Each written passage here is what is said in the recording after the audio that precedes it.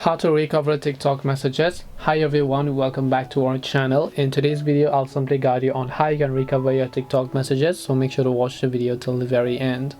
If you'd like to recover your TikTok messages, what happens is that sometimes you could basically be using TikTok and then you just go to your inbox tab over here. Once you go to inbox tab, you just happen to go ahead and then long press on a specific message here, and then you just happen to delete the whole chat itself.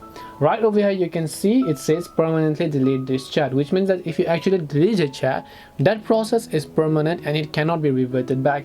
Even TikTok themselves will not be able to tell you what chat you were on the last time and which chat that you basically deleted, because they cannot share this data with you. So just keep this thing in mind. If you once and for all delete this data, it is not retrievable. No matter, even if you go to this download data section from your profile page, you will not be able to find it.